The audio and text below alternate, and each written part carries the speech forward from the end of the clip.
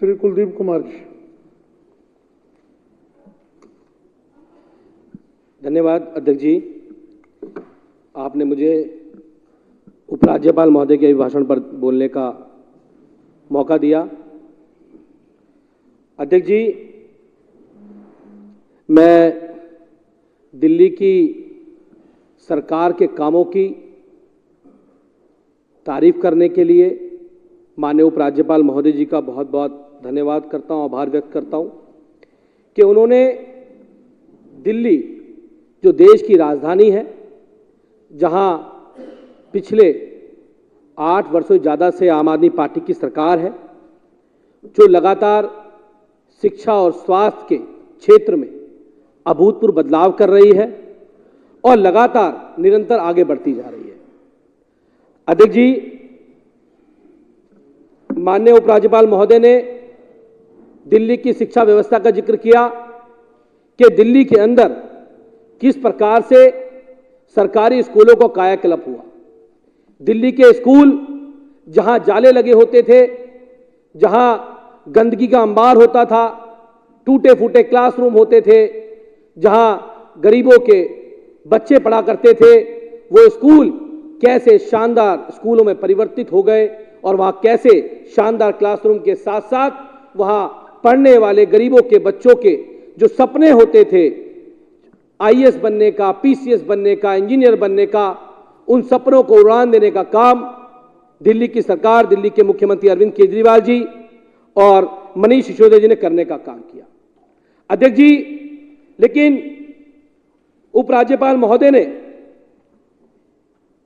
मुझे बड़े खेद के साथ एक बात कहनी पड़ रही है अध्यक्ष जी, कि दिल्ली सरकार जिस गति से आगे बढ़ रही है, कहीं ना कहीं उस गति में ब्रेक लगाने का काम उपराज्यपाल महोदय के द्वारा किया जाता है। अध्यक्ष जी, बहुत सारी चीजें बहुत स्पष्ट हैं। अध्यक्ष जी, जून 2018 में संवैधानिक पीठ ने एक आदेश जारी किया, एक ऑर्डर जारी किया, जिसमें दिल्ली की पूरी व्यवस्था को बताया गया कि दिल्ली की सरकार और दिल्ली के उपराज्यपाल महोदय के पास क्या क्या चीजें हैं। क्योंकि अध्यक्ष जी, हम दिल्ली के विकास को तभी आगे ले जा सकते हैं और स्पीड से, तभी और गति दे सकते हैं, जब केंद्र सरकार और दिल्ली की सरकार मिलकर काम करे। और उसमें जो बीच के नुमाइंदे हैं केंद्र सरकार के, जो इस समन्वय के काम को करते हैं लेकिन अपने उस काम को बखूबी नहीं कर पा रहे हैं, वो उपराज्यपाल महोदय हैं। संवैधानिक पीठ ने यह क्लियर कहा कि दिल्ली के अंदर पुलिस, लॉ एंड ऑर्डर और पब्लिक ऑर्डर और लैंड, ये 3 चीजें, पुलिस, पब्लिक ऑर्डर और लैंड, ये 3 चीजें उपराज्यपाल महोदय के पास है। लेकिन अध्यक्ष जी, अभी अतिशी जी ने भी यहां इस बात का जिक्र किया, ये सबको पता है, सब लोग इससे अवगत हैं कि किस प्रकार से लेफ्टिनेंट गवर्नर साहब के द्वारा दिल्ली सरकार की जो फाइलें हैं, उनको कैसे दिल्ली के 2 करोड़ लोगों की चुनी हुई सरकार को बाईपास करके सीधा अफसरों के द्वारा आगे भेजा जा रहा है, जो असंवैधानिक भी है, गैर कानूनी भी है और कहीं ना कहीं इस दिल्ली के 2 करोड़ लोगों का अपमान भी है। अध्यक्ष जी, लेफ्टिनेंट गवर्नर साहब दिल्ली की शिक्षा व्यवस्था की बात करते हैं। दिल्ली की शिक्षा व्यवस्था में बहुत शानदार काम हुए, लेकिन उसके साथ साथ अध्यक्ष महोदय, लेफ्टिनेंट गवर्नर साहब दिल्ली के शिक्षकों को जब फिनलैंड भेजना होता है, जब दिल्ली के मुख्यमंत्री अरविंद केजरीवाल जी ये कहते हैं कि ट्रेनिंग के लिए शिक्षकों को अच्छी गुणवत्ता की उनको ट्रेनिंग मिल सके, उसके लिए फिनलैंड जाना है, तो दिल्ली के उपराज्यपाल महोदय उसके अंदर अड़ंगा आने का काम करते हैं, उन टीचर्स की ट्रेनिंग रोकने का काम करते हैं।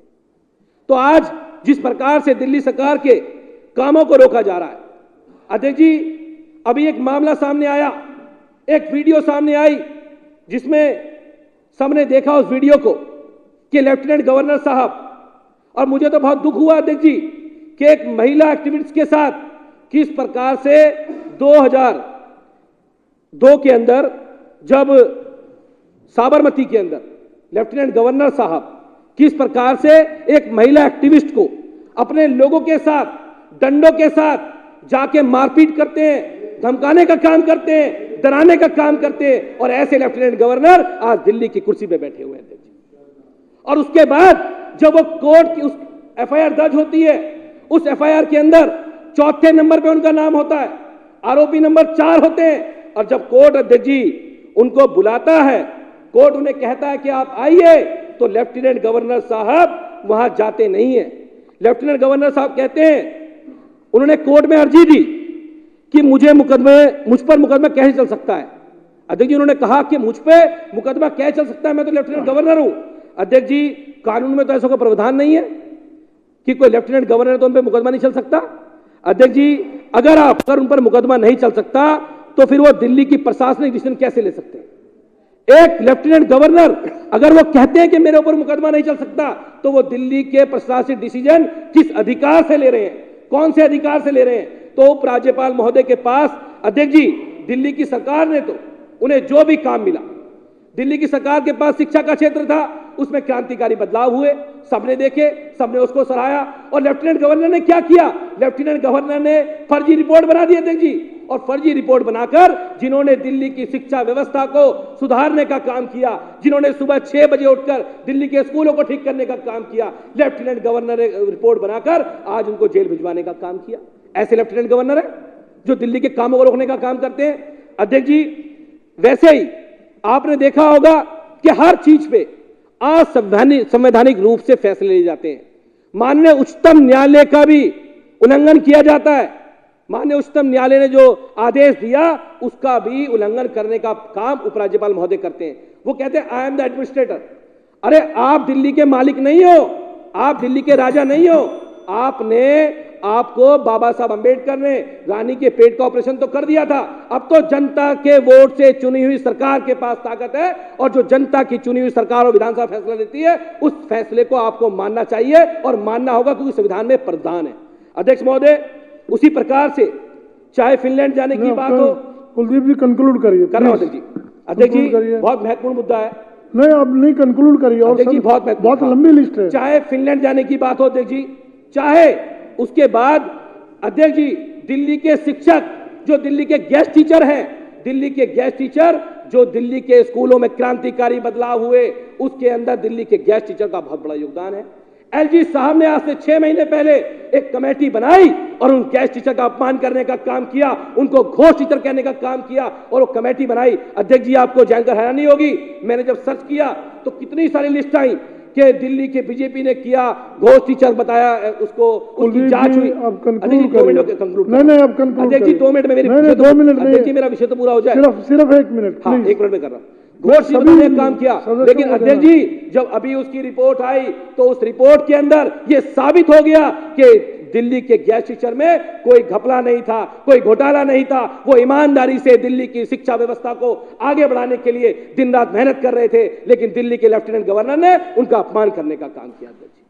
लगातार दिल्ली के कामों में रोड़ा अटकाना, दिल्ली की फाइलों को डायरेक्ट मंगवाना, दिल्ली के कामों में डंगाना, लगातार। अध्यक्ष जी जो अभी अतिशी ने बताया कि मैं कोंडली विधानसभा से आता हूं अध्यक्ष जी, वहां पर लोगों को 200 यूनिट बिजली का फायदा वहां पर मिलता है, पूरी दिल्ली के अंदर मिलता है। दिल्ली के गरीब लोगों के लिए वो वरदान साबित होता है। जो एक गरीब का बेटा इसके बल्ब जलाने के पैसे नहीं है, वो भी अपनी पढ़ाई पूरी करके उस 200 यूनिट बिजली के अंदर IAS IPS बन पाता है अपनी पढ़ाई को पूरी करके। लेकिन आज जिस तरह से उसको भी खत्म करने की साजिश लेफ्टिनेंट गवर्नर के द्वारा की जा रही है, ये जांच नहीं है अध्यक्ष जी, ये केवल और केवल दिल्ली की 2 करोड़ लोगों के सब्सिडी रोकने का, बिजली रोकने की साजिश लेफ्टिनेंट गवर्नर के द्वारा की जा रही है। और उन्होंने जो स्वास्थ्य के क्षेत्र में बात की अध्यक्ष जी, उन्होंने स्वास्थ्य में बात की। कंक्लूड कर रहा हूं, नहीं ऐसा नहीं हो पाएगा, प्लीज कंक्लूड कर रहा हूं। तो लगातार अध्यक्ष जी लेफ्टिनेंट गवर्नर के द्वारा लगातार दिल्ली की चुनी हुई सरकार के काम रोके जा रहे हैं, कामों को करने नहीं जा रहा। मैं कहता हूं लेफ्टिनेंट गवर्नर साहब, आप देश के संविधान को पढ़ो, आप देश के कानून को पढ़ो। अब आप अनपढ़ों के साथ मिलकर बैठे तो मैं क्या कर सकता हूं? मेरी गलती नहीं है, आपको पढ़ना चाहिए। आप अनपढ़ मत बनो, आप तो पढ़े लिखे, मुझे लगता है वो भी नहीं है शायद, लेकिन आपको पढ़ना चाहिए। ये देश बाबा साहब अंबेडकर के संविधान से चलेगा, किसी लेफ्टिनेंट गवर्नर की तानाशाही से नहीं चलेगा। यही बात कह के अपनी बात खत्म करूंगा। बहुत बहुत धन्यवाद, बहुत बहुत आभार।